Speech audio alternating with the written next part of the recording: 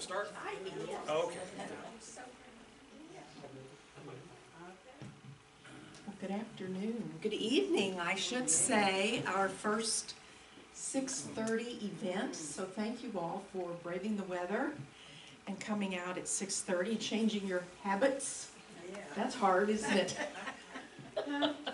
But we did this because we have a lot of new young residents who are moving in and work during the day, so we would love to welcome them. Are any of you here at a book talk for your first time? Oh, yay, I love it. Thank you. Great. Well, my name is Deborah Deal. I am the vice chair of Friends of the Library. Elaine Kushmal is our chair, yes. And we sponsor book talk events 4 to 5 times a year. So this is our second one for this year. So thank you for coming. And I also want to extend my thanks to Scott Baker for volunteering to present this really interesting book this evening. Just out of the blue, he volunteered. He did, just out of the blue. That's right. That's right. So let me tell you a little bit about Scott. If you don't know him, he has lived in the Flower Mound, Louisville, Denton area for practically all his life. Wow. And I've lived in Dallas since I was 5 years old. Lived in Dallas when the assassination occurred. And let me tell you, it took a long time to get over that. That city took a long time. Scott moved to Robson about 10 years ago. And he is in the motorcycle club and the fishing club. And you may have read just a few days ago in the Pioneer Press that Scott told us how to put on a real fish fry. Did you read that article? Yep. So now we know we're not going to fall for any fake fish fries anymore. Scott also golfs and travels with his wife Vicki. In the past 6 months, they have been on an Arctic expedition cruise. They've been to Machu Picchu, the Amazon Basin, the Galapagos Islands, and they walked the Appalachian Trail. How much of the Appalachian Trail? Well, here's the way I say it: is that, the Appalachian Trail is 2,792 miles long, and we walked the complete width of it. That's a good one, Scott. That's a good one. So with all that traveling, I am not kidding you when I tell you that when Scott said he would present this book, we literally had this 1 week time frame to get in amongst his travel schedule. Yes. So I'm glad we caught him. So we are all here this evening to discuss 11/22/63, a novel by Stephen King. This book is jam-packed with details about the local, national, and even international figures surrounding the assassination of President Kennedy. And it includes many details about the culture of our country in the late 1950s and 1960s and how different it is from now. Woo. And many details about the cities of Fort Worth and Dallas. And when I tell you that it took a long time for Dallas to recover, I mean like 10, 15 years it took before people didn't scowl when we traveled and said we were from Dallas. I mean, you could just feel the vitriol. But Stephen King in this book asks us to time travel in the hope of presenting the assassination of President Kennedy. However, we find that history cannot be altered in a vacuum, and thus we had an unexpected chain of events and consequences. So let's get started talking about this intriguing book. Okay. Scott. All right. Well, thank you. I mean, I really do appreciate everybody showing up. I am leaving Tuesday for Anchorage, Alaska, and we're going to sit in an igloo. We've got these little igloos that we've rented that has a plastic top, and we're going to watch the Aurora Borealis for 5 days. So that's going to be pretty neat, and Anyway, working it out, this was probably the only day that we probably had, can't hear anybody? Will you turn your mic on in? Yeah. Should be right on. Okay, can you hear me now? Yes, better. Okay. All right, I'll stand here like this and see if I can't make sure everybody hears Or me. use the other one. You do the other one and walk around. Yeah, Okay, well, Over there, on the table. you know, I'll stand right here just for a minute because I got some things by hand. Because, I mean, you know, the reality is that this book is big. Did everybody make its way through? All the way through, from start to finish? I did. Okay. Not a lot of people did. I mean, I know the people that I did talk to, you know, as I was talking, I did ask them, did you do the e-book? You know, the e-book was actually pretty good because you can make the print really big. And you could just kind of, we keep waving through there. I mean, it looked like Jack and Jane, you know, a little first grade reader, but at the same time, you can scan it. You don't have to wear your glasses. I mean, it really, these things are wonderful now.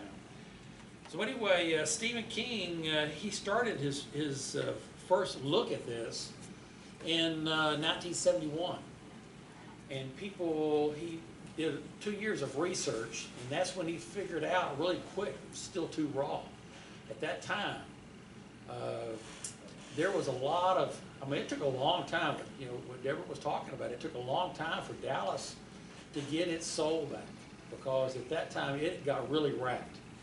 And so Stephen said it was too soon, too much, so he put it down till around, I think it was 2008, where he started working with his researcher, and they went on a real kind of the round the world tour and came down to Dallas and visited all these places and did all these things and saw it all, and it started coming in his mind. Now the interesting thing is, back in 1971, he actually got together with several comic book illustrators and comic book writers, and he talked about time travel. And this was the consensus of where his book and thought processes got started. Okay, so with that in mind, it took you a long time. I mean, you know, from the time that, you know, we started in 1971, you know, all of us people that are kind of, you know, when you do things, and you know, like I was an engineer, and you know, you don't really put it down when you for the end of the day. You know, even though you stop right then, you're constantly thinking about it. Well, I'm sure he thought about it all the way from 1971 to 2008, 2010, and then in 2011 he said, you know what, we got to get this in. So that's when he went ahead and wrote the book. It did get published in I think it was November 16th of 2011, and it was on the this book here was on some kind of I guess the New York Times bestsellers list. It won like 16 different awards. It was one of his best. I mean, you know, of Stephen King, of all the books that he wrote, this was one of the ones that he really made a lot of money off of. And so it really kind of changed his whole aspect of time travel and that kind of thing, and put a different genre on it. But so let's talk about that. Where were you when Kennedy was assassinated? I was hitchhiking between Fayetteville, Arkansas, and Texarkana, Arkansas. And stopped on the side of the road when somebody picked us up and told us the news. Wow. Wow. So, I was anybody in else? 7th grade 7th grade. Wow. in Illinois. Okay. 3rd grade. 3rd grade. Yeah. That's where I was at. I was in the 3rd grade. They let us out early, and I don't know why. You know, it's like I was coming home because I got home, my mom was crying and all that kind of thing. It's like, oh no. And of course, you know, when you're that age, you don't recognize what's going on. But it was many years later. I actually got to talk to one of the FBI special agent that, not Hosty, the guy that was in the book, because he's actually a real person, but actually the guy that had taken over for him. Okay, I did a contract job, software-wise, for the FBI, and we were doing some. We had a way of being able to take a digital disc, and we would put all this audio on this disc, and they could actually go right to it, basically on a computer, be able to put it right there to it. And so they didn't have to have all this stuff and say, wait a minute, let me wind that up, that kind of thing. They could do it immediately right there on it. And so that's what I did, and I talked to this. He had the gun. And now all that stuff is in the 6th floor museum, and a lot of the stuff that he had went into the 6th floor museum. And so this has been part of the Dallas history for a long time. And so it's really interesting to see, we don't give this up.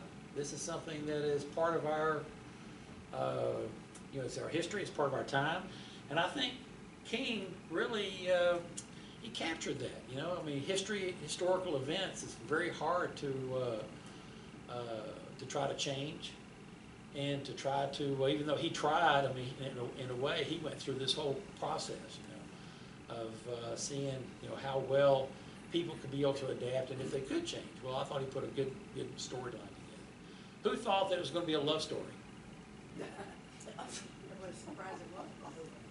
I didn't think it was going to be a love story. I'd read probably 6 or 7 of Stephen King's other books, and yeah, they had some little love here and there, but nothing like Sadie. I mean, wow. I mean, that was a completely different outlook to me, So, let's see here. Okay, did anybody learn anything by reading Stephen King about the assassination? A new word. What's that? Obdurate. Yes. What? Yeah. Obdurate. I'd look it up. Yeah, me too. Obdurate? Yeah. Yeah. Oh, obdurate. Okay. Obdurate. The Past, the past is obdurate. Yeah. Yeah. But I learned more about, the shooter, Lee Harvey. You mean Lee Harvey Oswald? Lee Harvey, and his Yeah. girlfriend. Yeah. His wife. He had a girlfriend. UNT did a 4-part series. Oh, really? The whole thing, you should have been there for that. Wow. They went into in-depth, brought in lawyers, brought in FBI people, brought in Lee Harvey's mistress, and everybody thought she was some whoozy, but she, at the age of 13, she was a research scientist on cancer. She speaks 7 languages. And this was Oswald's Yes, girlfriend? it was. It Or was a mistress? whole revelation. She came in person. She's still alive. She did. Wow. If any of you went or didn't go, you missed something awesome. from And this was the at UNT? Right here at Robson Well, Race. Ollie. It was at Ollie. Ollie. Ollie. Okay, Ollie. It was Wow. here. Super, super, super. Full Wow. background. They even interviewed her with lawyers, Wow. trial Okay. lawyers. Well, I didn't know that. And I've been here a long time, so Yeah. that's an interesting aspect. Okay, She's Bill. still married. I did attend most of those Yeah, Holly classes. yeah. And what you gotta remember is that almost all those people were conspiracy theorists. Okay? And so, all those stories were great. I don't know how many, if any of them, can be proven. Yeah. But they sure sounded good those nights they came in here. Oh, They yeah. certainly did. Oh, yeah. Probably, quite a few were true. Yeah, Mhm. yeah. They were. Well, the whole thing about Yeah. the conspiracy theories. I mean, nobody can quite believe that this knucklehead was able to get that rifle up there and be able to shoot the president. Has anybody ever been to the 6th floor museum? Yes. Okay. Have you ever stood in the 6th floor window Oh, yes. and looked down? Oh, yeah. Well, it wouldn't take much to be able to put a rifle up there and shoot, And so maybe it did happen the way it did. Now, I agree. I'm a Texan. I would never think that somebody would be that stupid to be able to do that kind of a thing. But at the same time, there was a lot of people that didn't like Kennedy. I mean, I know the Texas oilmen at the time did not like him because he was about to take away one of their most coveted aspects, and that was a tax, kind of a depletion allowance tax, and that was a major part of their revenue stream, major part. Okay, so it's kind of the equivalent of taking a billionaire down to a millionaire overnight, and that would have affected a lot of people. And so I could see that there's a lot of motivation in something like that. Okay, yes, ma'am. I was in the 3rd grade as well, but my mother, I remember clearly my mother talking about it. She worked at the elementary school as a secretary, and the cafeteria ladies, who were volunteers, came in that morning saying, just grousing around about why is he coming to Dallas? He has no business coming to Dallas. We don't like him. Why are we coming? And my little mother, who's a Catholic from the north, she loved him, and it's very true. Stephen King got a lot of flack for being mean, too hard on Dallas as a city, but that is the way people felt Well, a big part of it, here, yeah. a big part of it. A big part of it. And the following week, because, everything closed down, for that few days, everything was closed down. You would think it was an ice storm, but, when they went back to school the next week, those two ladies came to school and apologized to my mother. We didn't mean to be saying that. We are so sorry we said that to you, and please don't feel badly about us.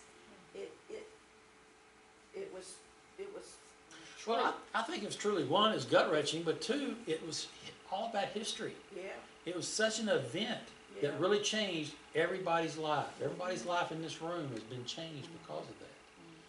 And I think that's a big part of what King was trying to portray, even though he was using a time travel mechanism, but still, it's the same kind of deal. Do you think he could have got the same feelings by using another town? Would be another event that he could portray that would be able to put the same kind of feelings in effect. Do you think? Think about that for a second. Is there another place, another town, another location? DC, September 11th. Might be a good one too. Right. 9/11. 9/11. Well, yeah, but that was a little bit later. That was still been too raw. Lincoln. Well, Lincoln. But we've got a lot of books on Lincoln anyway, and of course you don't, because that's so far away. People can't really relate to it. So, I thought the Kennedy assassination was one set of an event that had passed long enough where it was still safe to talk about it and utilize his time mechanism and then try to portray it in such a way that, good, bad, and evil and all that kind of thing was portrayed, but it wouldn't really upset people. That was what I took away from it. I think if he'd made up this totally made up story Uh-huh. with time travel, it would not have had the impact The impact that it did, that yeah. it I does think, to us as readers. I think the main reason why he got the accolades that he did is because he used a real life event like that and changed it to accommodate what he was trying to accomplish. So that was a I thought it was really interesting the way he compared and contrasted Derry with Dallas. And actually Jody in some extent, because he had this, I thought this theme of these cities had evil within them. The three of them had different types of evil. yeah. And they were still Like Derry, Maine, and Derry, then- Maine, Yeah. Jody, Texas, and Dallas, because he kept coming back to how the three cities had this era, this feeling of something not right in all three cities. So I thought that was an interesting connection that he. Well, I thought he was using Jody as being the good. In other words, Well, but there was Jody was good, but there was still something going on with Jody. The ex-husband came to Sadie, the young lady got hurt, the high school girl. So there were still some things going on, even though Jody was kind of fun. And the other thing is, I have no idea where Jody is. I was raised in Temple, Texas, which is probably right around where Jody would have been. And actually, there is no Jody. Well, no, but there, the way he described it, close to Killeen, and within an hour or so from Dallas. So when you triangulate Killeen and Dallas and the time, it's going to come out somewhere around Bell County. Well, see, I'm thinking it's closer to like Waxahachie. Well, Waxahachie or is even two. Mahia, something like that. Waxahachie is 2 hours away from Killeen. Yeah. Couldn't be that Yeah. because it was only 30 minutes And we away. got to remember, he's got a literary license here. Well, no, I know, but Those are names that people would be able to associate with, but you got to still be within 60 miles of Dallas. That's where Jody was supposed to be. and it would, It's but an hour away. you can't get to Killeen in 30 minutes from Waxahachie. I agree. I So, agree totally. I believe the Texas town of Killeen has 2 L's in it. And Stephen King's only has 1 L in it. Yeah. Maybe it's a different Killeen. It's another fictitious town. Yeah, I think it's pretty like a fictitious town. That's the way I kind of got it. Is that he was trying to space it away so it'd be an hour to drive or whatever here, but he was just making these names up. And so, you know, but Jody would be more like a Waxahachie back in the day, you know, where they had a little main town, and this was the little high school, and they would do the plays and that kind of thing. Kind of almost, kind of like what they are now, except they're all pure tourist, you know, kind of deal.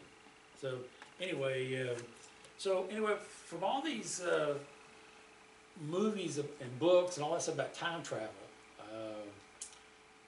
what do you think about his method?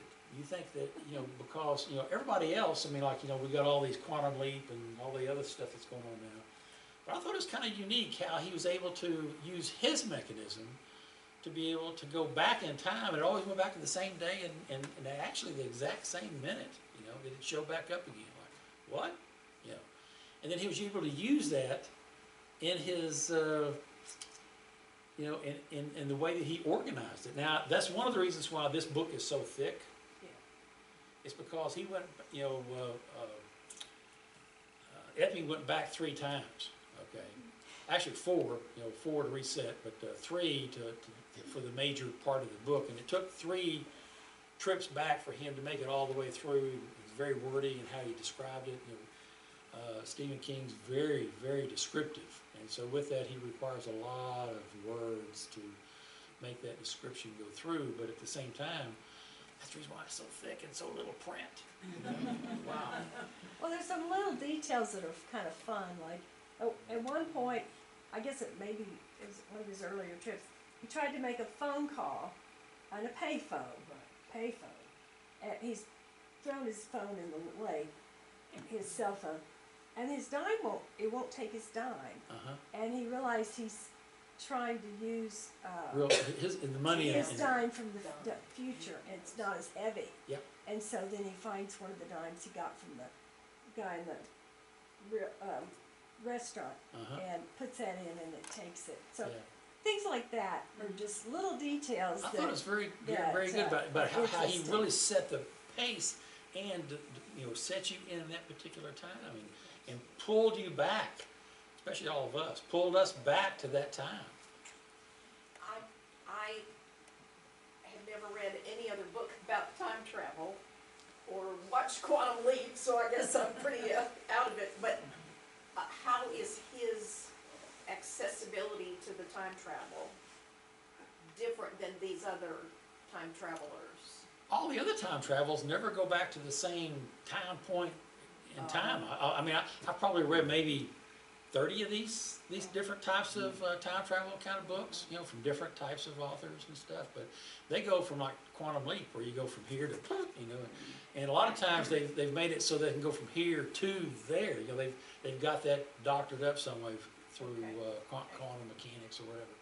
But this here was a totally different, because it always went back. It was a time, what he called a time slip, and it only went between those 2 particular specific times.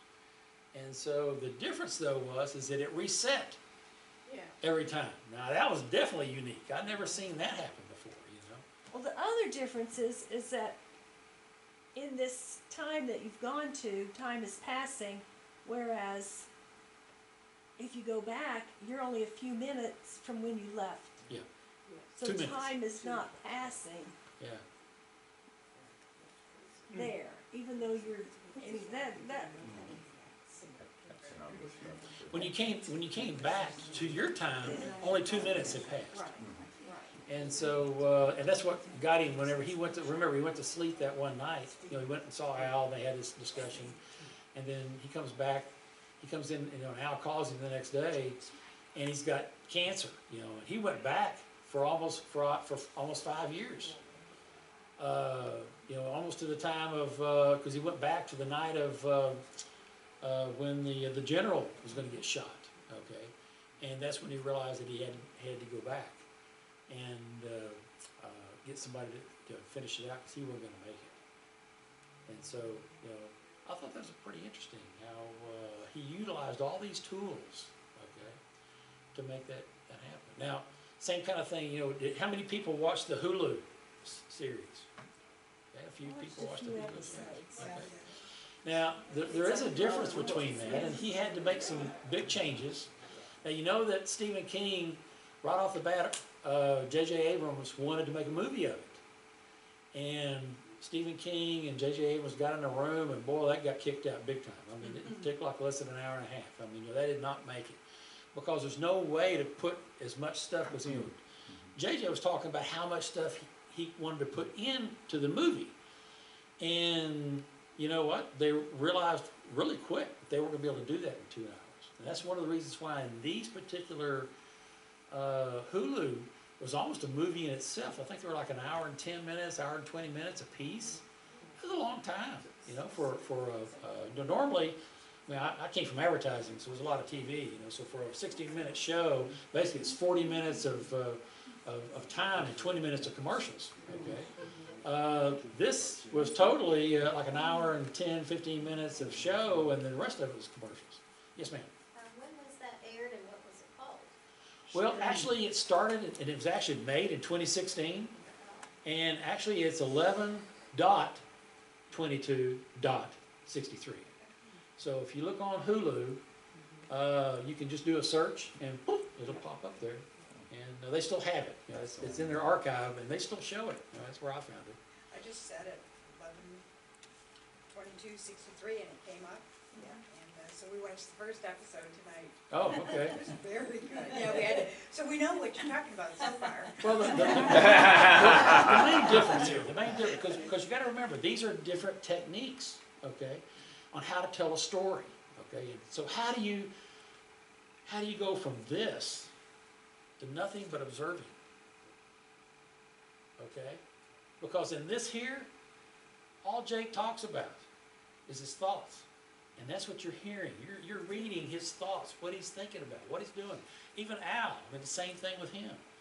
Al's telling him a story, telling him what he needs to do, but still Al's still thinking. And you're hearing what Al, or you're reading what Al's thinking. You can't do that in a TV show. They don't put that in captions at the bottom. You know? What they had to do though is they had to create another way. And they did that by creating the buddy system. So in Hulu, you're going to see a guy named Billy show up. You're going to go, where's this guy? He's not a book. Well, that's the technique that they used. And if you noticed, Billy gets kicked out of there immediately as soon as Sadie comes online. So that's how as soon as he's get another buddy, then pretty soon, because now he's always telling his thoughts. He's talking about it. He's having a discussion. And that's how you follow the storyline. And that's the reason why J.J. Abrams finally got him to say, okay, I'll do it. You know, I'll let you do it. But it took an 8-episode, actually 8 movies, to do that. And they wound up, you know, having a, you know, I'm talking about Stephen King, finally allowed J.J. Abrams to make that show. And so there was a lot more after that because of all the, hey, I want this in there, I want this in there, I want this in there. And, you know, of course, J.J. was, I'm sure, going, that's too much time. Kind of a thing. So anyways, both of them are good, both of them are great, but you're going to see a lot of differences because they don't go back as many times as they do in here. And then when they go back, they only go to 1960. And there's a difference because that's a bunch of years that they don't have to put up in this. Okay? And in here, he does experiments. They never do an experiment in the Hulu thing. So if you like the Hulu, make sure you go back and read the book. The book is probably, I don't want to say 5, 6 times better. You know, we all know that the book is always better than the video. But if you want to get something done fairly quickly, then the video works, okay? If you really want it quick, you can go to Wikipedia and read the plot survey, and it does a great job. You know, I was going to ask that right off the bat. How many read the Wikipedia, you know, plot? There you go. And so you get the gist of what's going on really quick in the cast of characters, and it gives a whole, you know, list of what they did and what they were part of the show, and what was the whole guidance of what they were doing. And so I thought it was really good how he depicted that, because that's a big part of the story, and how he put it together. And I think that's a big part of that. So let's talk about the love story. You know, I mean, how many people thought that there was going to be a love story in this book? I did not. I mean, I was really surprised when, you know, the whole Sadie thing came along, and holy mackerel, the bells in the air and all that kind of stuff. I mean, you could really tell that this was a Valentine's Day kind of a thing. So I never really thought of Stephen King talking in a story like that I would be able to appreciate a love story in that. I mean, I'm not talking about the genre, because the genre is, Stephen King is in a horror, and he typically, puts things in where, you've got the victim, or you've got a heroine, where there's always the hero has to come in and save her, but there's not typically a love story. I mean, there's something that, there's gonna possibly be a love story, but this was a pure love story from the get-go, okay? And so I thought that was pretty interesting, how he utilized that technique to really draw you in, and then be able to tell the story about what he was trying to really move you into that time frame. And so, why do you think Jake was drawn to her? I think she embodied that innocence of the time in one sense, and the other side of Sadie was that she was very sexual, and he loved that. Well, I think he also thought of her as strong and independent. Yes, yes. And that really, not only rose his respect, but boy, I tell you what, it really kind of drew him to her. She was as far- smart. She was a librarian. Wow, yeah. I didn't even take that part of it into consideration, but I see your point. There you go. She was also the opposite of his ex-wife. Exactly. That was the other thing I was going to point out. But he was looking for something, and she was the embodiment of all of that.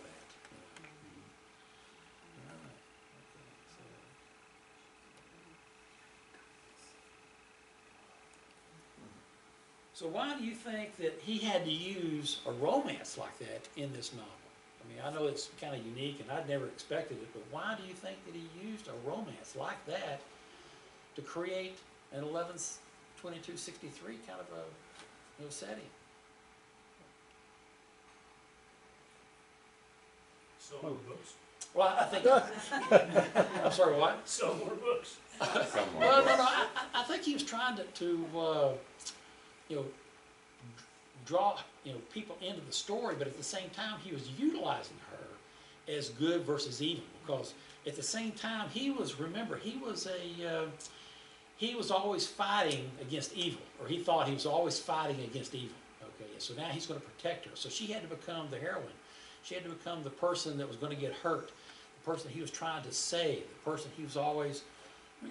That's the way that stuff is. I mean, you always got to have that kind of a setup in a book, and that's what I read into it, is that she became that part of the story that allowed him to depict her as always being the super good, super person, and he was going to protect her. Well, it also gave him a reason to kind of want to stay in that time frame. Yeah. Instead of just getting in, doing the mission, and getting out. He really didn't want to leave her. No, not at all. In fact, I think he was. He even talked about taking her back. I don't know if that would have worked or not. Well, I think two things. I think he wanted to probably stay there. I know there's a couple of paragraphs that he was thinking about, continue staying, and they would. But he knew that he had to do something to be able to make a living. That was part of the problem, is that he had to go back to school and get his degree again and all that kind of thing. But at least he could go back to 2011 at that time and provide for her. And wasn't there something else that she needed, some kind of medical care or something? Her Plastic face surgery. got Oh, that's right. Her face got damaged by the her scar, ex-husband. and he was going to get her Some some good kind of some plastic surgery. plastic surgery that they didn't have back in that time frame. That's correct. Yeah. Okay. All right. So let's go on to the next question. I got a whole bunch of these. I promise you we'll be out of here by 9 o'clock. Okay. I promise you will be out of here 8 o'clock. So in reality, Stephen King really dresses Dallas up as being very evil. And And even Fort Worth got a big case of that. Okay. Why do you think that Stephen King had to create that and put that into the story?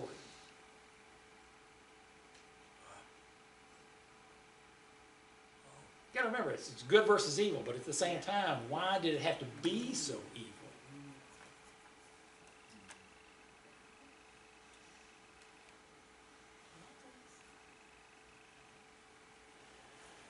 Any guesses? Anybody wanna? All right, go ahead, Deborah. I remember, and I don't remember reading about it in this book, but before Kennedy was shot and before the general was shot, somebody else got hit on the head with a sign, you know, from protesters saying, "Don't come to Dallas. Why are you here at Dallas?" And I cannot remember who that was. He was a political figure. That's true. That's true. That's a true thing. I remember And that. I don't remember reading it in the book. No, So I don't think he was too far off in describing Dallas political feelings at the time. I think it was the Secretary of State. No, it was Adlai Stevens. That's who it was, Adlai Stevens. Adlai Stevens. Yeah. Yes, Yeah. yes, He was here speaking a couple of weeks before. yes. But, yeah, I've heard stories about Dallas, and of course, the Dallas Morning News had scathing editorial, "Don't come here, Mr. President, we don't want you." Right. Yeah. And I've heard that Dallas was quite an insular town. It was very, you know, didn't want to have much to do with everybody else, and very, very conservative. And I've lost my train of thought here. But anyway, I don't know. Well, I don't think he's far off. I mean, I grew up here, okay, and I tell you what, I was born in down at what's now called Baylor Hospital. It's called, you know, Baylor Scott Boyd. well, at that time it was Florence Nightingale Hospital. Okay. Wow. And so that's the main building. That was the big hospital downtown. So that's where I was born. And so I grew up in Irving, right there at the outskirts, but about maybe 5 miles from where Texas Stadium used to be. And I remember throwing firecrackers over my back fence because I was at the end of the county, you know, end of the city limits, you know. And so, yeah, I remember Dallas. And Dallas at that time, I mean, I didn't recognize it then, but I've seen it since that time. And even by the time I was 16, I knew it was a mafia town. Right. And you knew where to go. Right. You knew if you needed something, where to go.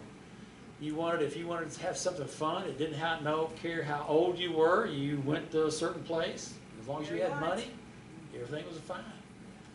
It's when you ran out of money and couldn't pay, that was the problem. Yes. And so that was the kind of place Dallas was. And Fort Worth was different from the fact it was just rough and tumble and just violent. Okay. But Dallas was the place where you went to go have fun. And that's the kind of the story he was trying to depict here, I think, is that, you know, it was evil, but yet this was the place where things still got done.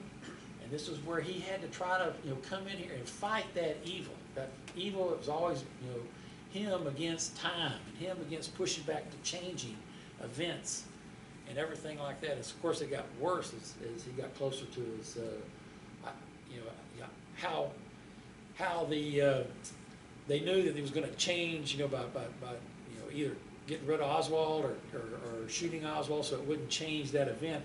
I don't know who's depicting that, but anyway, that was all the trials and tribulations he had to go through to climb those stairs and shoot Oswald and all that kind of stuff, which is different in the book and in Hulu. Okay, just so you understand, it's not quite a different ending, but the book is much better in how he handled it. Okay. Yeah. Okay, so let's see.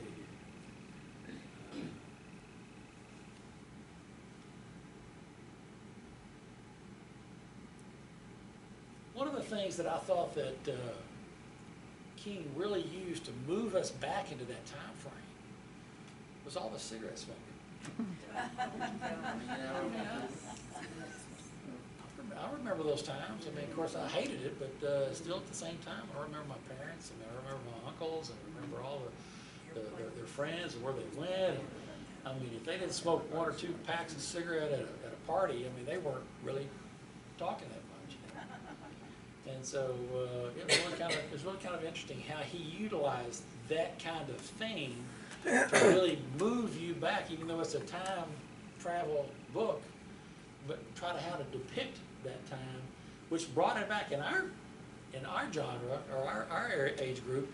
We remember all that stuff, and so that was a very helpful tool, I thought, for him to be able to use it. I don't think a kid that reads that today would have those same feelings or same images. I mean, it's hard for us to tell our not only our nephews but our grandkids and grandnieces, you know, well, this is not how you did it back then. You know, this is not what happened, because they can't remember that. They don't ever remember when there wasn't an internet. They don't remember putting money in a fund, you know? And who would even think about putting a different type of money in it, you know? I really did think that, you know, taking his phone out and throwing it in that was a good move, but the problem was there's no towers back then anyway, so there's not going to be any cell service. He doesn't want to be seen with it. Well, yeah, but also too, you know, you wonder, is he going to tell time with it? I mean, you know, how we do it, you know, with all of our calendars and all the other things. We don't use a phone anymore to just call. We use it as our personal assistant, you know, our personal computer kind of thing. You know, the other thing he got absolutely right on was healthcare in the 60s. Yeah. The way he depicted Parkland was exactly how Parkland was in the 60s. I knew Parkland in the 70s, and it was still that way. So he hit that right on. Right on the money. You know, and I will tell you a little secret. I went back and I took my cousin. He was, I'm the youngest. There was 6 brothers and sisters that were from my dad to my uncle. Okay, so there's 6 of them together. I was the my dad was the youngest, so he was the run of the family, and this cousin was the first and the oldest one. Okay, and so there was probably at that time there was 20-something years difference between us. Okay, but he wanted to go see Parkland. So actually, he wanted to go see the whole Kennedy thing. So, you know, I'm taking him down. At that time, I've got a convertible, and so I put the top down. And, you know, we drive by, you know, going down Elm, and I let him take pictures. Now he's sitting up on the top. He's got a video camera. He's videoing everything. I said, okay, here we go. We're going to go right down where, because he wanted to see where he went. I said, okay, this is how far he went. I drove the exact escape route. And then showed him how we went into Parkland, how we drove right into the emergency room, and it's still the exact same thing it was then. Okay. Of course, we get busted because you're not supposed to take a video camera in that area because you're not supposed to be taking video. And I said, don't take anybody's faces. Just take the picture of the sign going up. Make sure you do that. Well, he did. He followed that. We got to keep the film, but. You know, we didn't get 100 yards or 200 yards down the road before, you know, before they had us all out, you know. And, you know, they wanted to confiscate the film. I said, no, you can't do that. You know, so let's get calmer heads out here.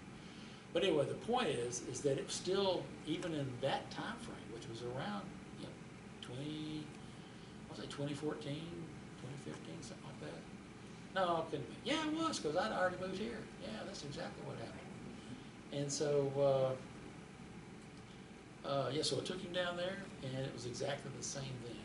And so it was pretty wild.